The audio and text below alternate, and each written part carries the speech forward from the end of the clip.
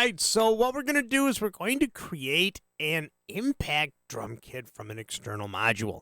This question actually comes from the Sphere Expert Chat for a gentleman I helped put together his MIDI connections for his Studio One, and he's been using external modules to do a bunch of things. But one of the things that he wanted to be able to do, he wanted to be able to actually EQ the drums independently and things like that, but his module only has two outputs. And you can use transformer bounds. You have to actually put everything down in real time if you are using an external module with an aux and some instrument tracks. All right, so I'm going to go into that in a different video. So what I suggested to him is to actually put your drum sounds from your module into Studio One and create an impact drum kit. I've done dozens of these, and I've been giving away the kits to you guys for some time now. But what I want to do is I want to be able to show you. Now, this video was on my old channel that was hacked, so that video got lost. I didn't have a backup of it, so I'm going to show you fresh how to do this. All right, so for the audio, if you've got a Roland drum kit or an Alesis drum kit or anything like that, yeah, I know it's a little bit creepy looking there. A little stand to balance some twirling plates on. But that is actually a drum kit, an electronic drum kit. And that is connected to my Roland TD3 module. Let's blow this up a little bit more. So I have the left and right direct outs plugged into inputs 1 and 2 on my Studio Live Series 324 so that I can actually have everything all set up and heard through the mixer directly. Now, you can't just hook up a USB or a MIDI cable and have the sounds go to whatever device you want to play through. It has to be done through the physical audio. There might be a couple of modules out there that allow it to go through the USB, but I don't know for sure. So you would actually have to check with the manufacturer of the kit that you chose. So anyway, so there you go. That is how to hook up your external drum module to here. If you have a module with more than two outputs, that would be wonderful because then you can assign each pad to an output. But in this case, you only had a stereo pair of outs. All right, so that's the hookup to either your mixer or if you have a PreSonus audio box, it's all the same. That's how to hook up the outs to whatever inputs you have available. All right. So let's move that back. And let's see if I can get this in the right position. There we go. All right, so you can see here I've got my drum kit and I've got my keyboard. I'm going to show you how to get the sounds into Studio One and then how to set up the pads in Impact. Okay, first I need an audio track. I'm going to click on the plus sign and I'm going to choose audio. And I am going to choose one. And I want to make sure it's stereo. And I want to make sure I got the right inputs. Now, for me, with all of my inputs on my Studio Live, I have everything labeled and set up really nice in the matrix. So here is the Roland TD3 and the inputs it's coming in on. And I'm going to click OK. So now, if I arm the audio track, there we go. We can actually hear the drum module through Studio One. There we go. Beautiful. So the first thing that I want to do is I want, since this particular module really only has one velocity level, one point of articulation. In other words, it's the same snare sound no matter how light or loud it sounds. Just like that. There's a little bit of a difference with the hard hit, but I think there's only one or two samples. We are only going to sample each drum one time, just so that you guys can see how to do that. I will then be doing a follow-up video with my other module that has different levels of dynamics and how to actually get multiple samples of a single sample onto a pad so you can do the dynamics. But for this case, we're just going to use one sample at a time. All right, so since we have our sounds, let's go ahead. We have our track armed. Let's go ahead and try to record some sounds.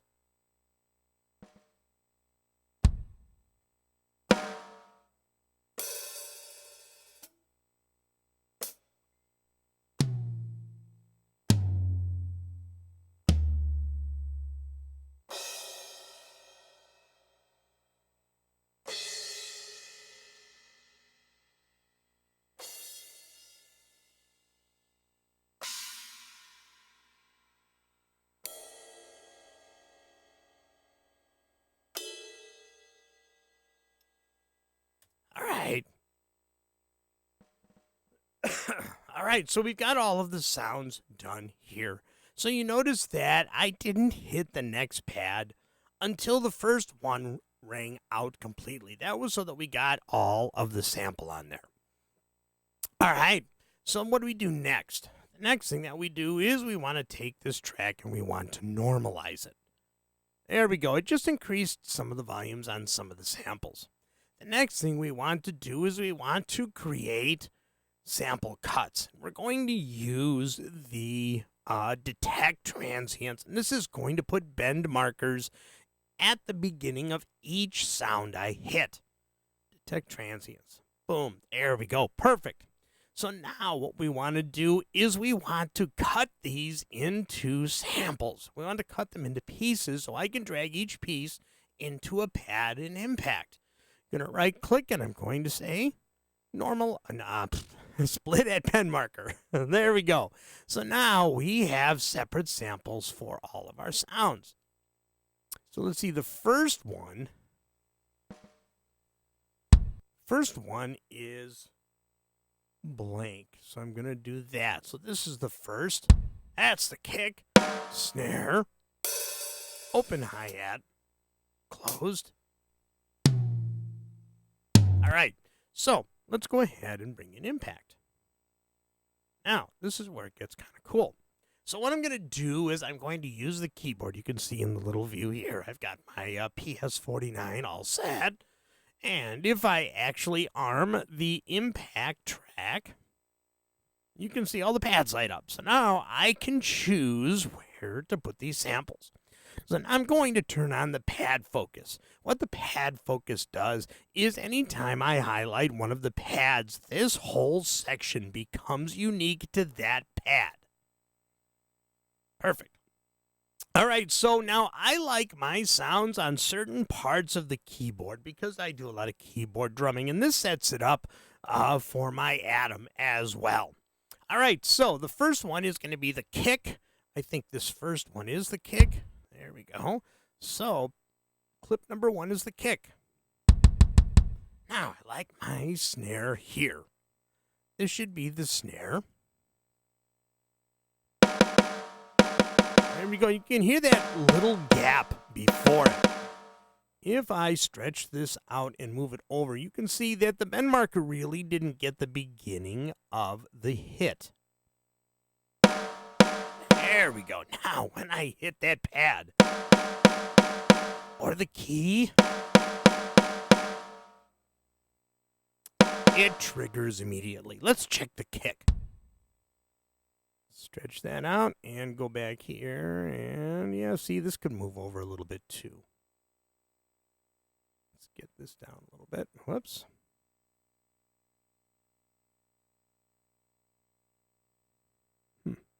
Don't know why it's jumping that way. That's good enough. So the next one is the open hi-hat. I like the open hi-hat on this key. So let's do the open hi-hat. And we can actually right-click and say rename. And I'm going to say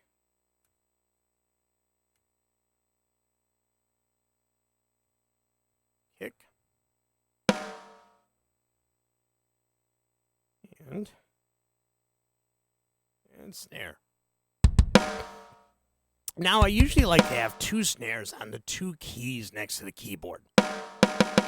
So what I'm going to do is I'm going to actually put a snare on this pad too. And what I'm going to do, yeah, you can see that that one's not happy. So I'm going to bring this over just a bit. There we go. So now this is going to be snare 2. And I'm going to pitch this down a bit. Just 1 click. So now when you hit them at the same time, they don't cut each other off. Okay, so let's see.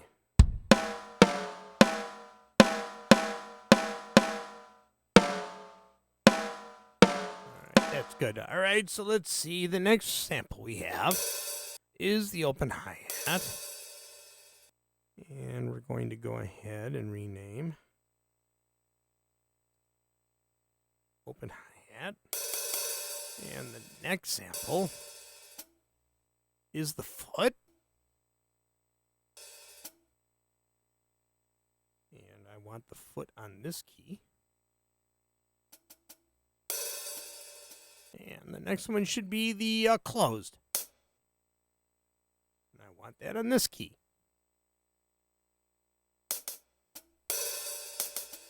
There we go. So if you want the open hi-hat to cancel, you can go ahead and take the, see, this is the foot.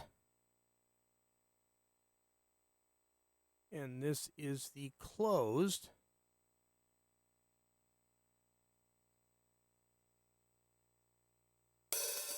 And so what we can do is we can put these in a choke group, which you see right up here. So let's see, let's do the closed and put that in choke group 1. Foot, put that in choke group 1, and the open. Put that in choke group 1. I didn't let that open hi-hat ring out enough, but that's okay.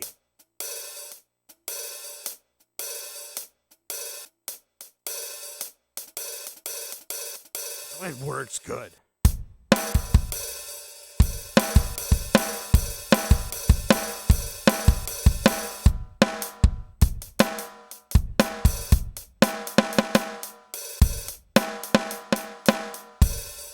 There we go. Perfect. My drumming sucks, but that's okay. All right, next sample is the high tom, and I use these two keys for the high tom. There we go. So I'm going to take the second one. I'm going to pitch it down just a bit. There we go, so that they don't ring out the same. Next one is the mid-tom, and I usually use these two keys for the mid-tom. So here's the first one, and then here's the second one. I'm going to take the second one and pitch it down just a bit. And they respond to velocity.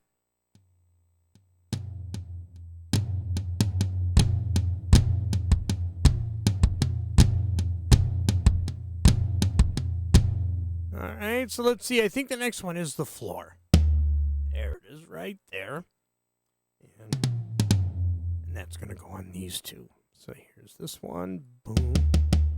And then here's this one.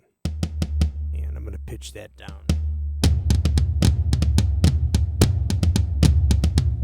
There we go. Beautiful. So let's see. The next part is the cymbals. Let's see. So there's the first crash. I usually put this crash here. And then my second crash I put here.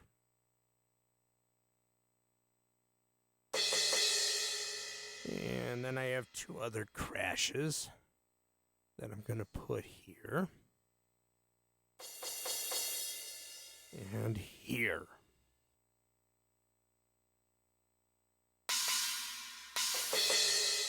There we go. So let's do the ride. Where did the ride go? There's the ride. And I put that here. And then my ride bell I put here. So let's see what we have now.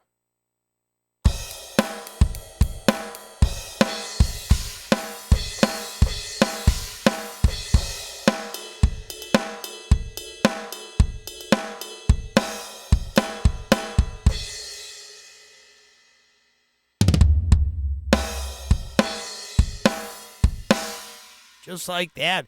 And I can always go back and label them. And you can see that I use two banks too, which is kind of nice. So there's my drum kit. I actually have everything placed where I want it on the drum pads in Impact. You can adjust the velocity to play a little bit lighter just by going to each pad and using the velocity adjustment here. It's up to you how you want it. I usually kind of like it kind of tight with just a little bit of dynamics.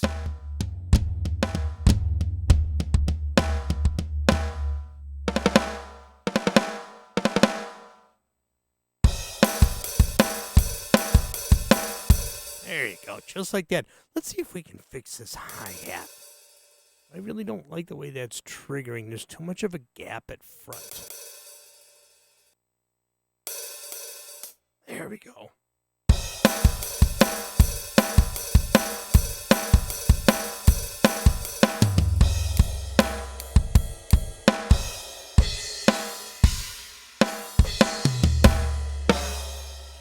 I could do this all day. All right, there you go. So that kind of gives you an idea on how you do that. Now, I'm going to be putting together another video. It's going to be a little bit longer, unfortunately, when you're actually using drum samples that have multiple layers to them. Like if you got a snare with about 4 or 5 or maybe even 10 different layers of articulation, so that when you hit the pad soft, the pad is soft or the sound is soft. And there's a way to actually make that work in Impact. And I'll do a video on that as soon as possible on that. But you can also do this with all of your VST instruments.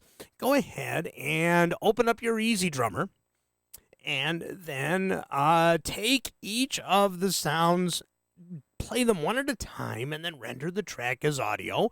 Cut them up like I showed you, and you can build a kit from Easy Drummer or any other kind of VST plugin, and build a kit in Impact. This is a really good thing to do if you're dealing with somebody who really doesn't have Easy Drummer, but they actually use Studio One and they want to be able to use those drum sounds. I'm not sure if it's legal, but there you go. You can go ahead and you can send them that kit in Impact. All right, so once you have your kit finished, there's 2 things that you need to do. The first thing you need to do is you need to store the preset. And we're going to call this simply TD3. Boom. So now, if I go down my list here, if I go to the T's, we should actually see something simple called a TD3. There it is right there. If you want to share the kit, you're going to do this. You're going to click on the little disc right there, and you are going to choose Export Sampler File. Once you do that, we're going to choose it to go to the desktop, and we're going to call this Impact Sample Demo. And if I hit save, you can see it actually takes all of the samples and puts them into a sampler file. And that sampler file should be here on my desktop, Impact Sampler Demo. There you go. So now it's a SoundX file. So now I can send you guys this, and you guys can load it up into your Impact, and you can play my TD3 kit. I already have a more careful one with everything labeled that I created yesterday, and I will make sure that that is shareable, and I'll see if I can put it in the links below. It is a very, very nice kit, and you should be able to trigger it with no problem going from Studio One and loading it up in Impact. Boom, like that. All right, so I hope that that was helpful. If you have any questions, please leave them in the comments area. And yay, I got through the whole video without a hiccup. So there we go. Hopefully that helped. Here, once again, is the wiring diagram for your external module. This works with everything from drum modules to keyboard modules. You can even do all of this with a keyboard and put it into a sample one or something like that. And I will eventually be doing videos on that. So I hope you found this helpful, and I will see you all in the next video.